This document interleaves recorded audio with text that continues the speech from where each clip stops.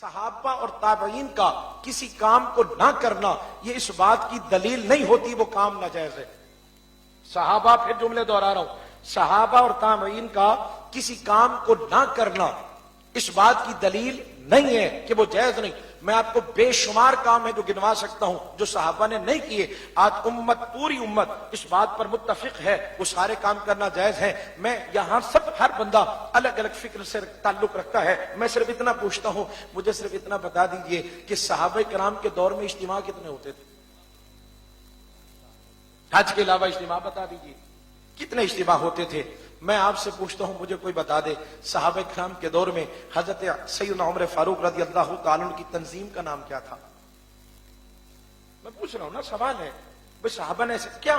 میں پوچھ رہا ہوں حضرت عثمان غنی رضی اللہ تعالیٰ عنہ کے مدرسے کا نام کیا تھا؟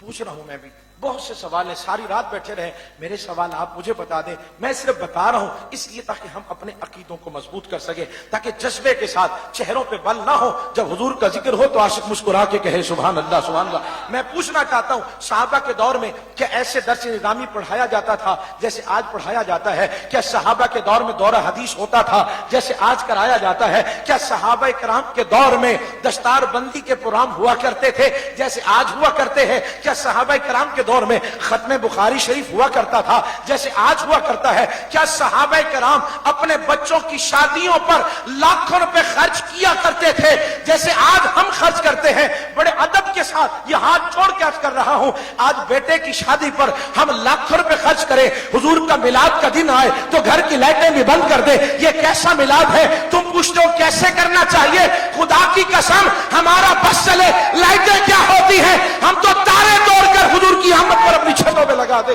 یہ محبت کا انداز ہونا چاہیے جس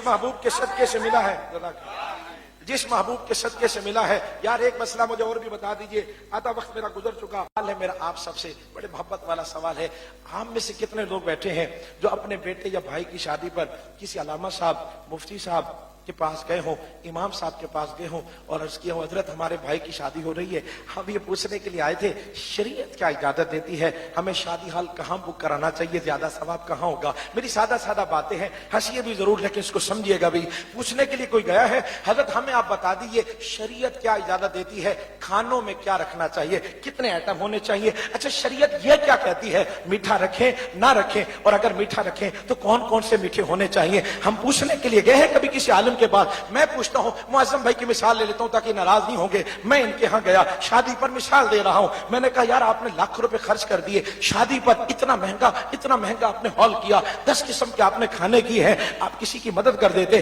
میں ان سے محبت کرتا ہوں، یہ بھی مجھ سے محبت کرتے ہیں، لیکن اس لمحے انہوں نے میرا ہاتھ جھڑک کے کہا علامہ صاحب ساری محبتیں اپنی جگہ پر، یہ میرے بھائی کی شادی ہے، آپ کو میں نے دعوت دی تھی، یہ تو نہیں کہا تھا کہ آپ آ کے یہاں فتوے دینے لگ جائے، ہماری مرضی ہے، اللہ نے ہمیں نوازا ہے، اگر ہم نے اپنے بھائی کی شادی کے موقع پر خرچ کیا ہے تو آپ کو کیا مسئلہ ہے؟ جو ان کا جواب ہے وہی ہاتھ جوڑ کے میں بھی جواب دے رہا ہوں۔ آج سے اگر کوئی پوچھے آپ گھر کیوں سجاتے ہیں، لائٹنگ کیوں کرتے ہیں، چراغاں کیوں کرتے ہیں، گھروں پہ جھنڈے کیوں لگاتے ہو، مصطفیٰ کا میلاد کیوں کرتے ہو، ان کی بھی آنکھوں میں آنکھیں ڈال کے ادب سے، ہمارے بزرگوں نے جھگڑنا لڑنا نہیں سکھایا، ادب سے عرض کر دینا اور اتنا کہہ دینا ہمارے بھی آقا آئے ہیں، ہمارا بھی جیسے جی چاہے گا ہم بھی ویسے خوشی منائیں گے۔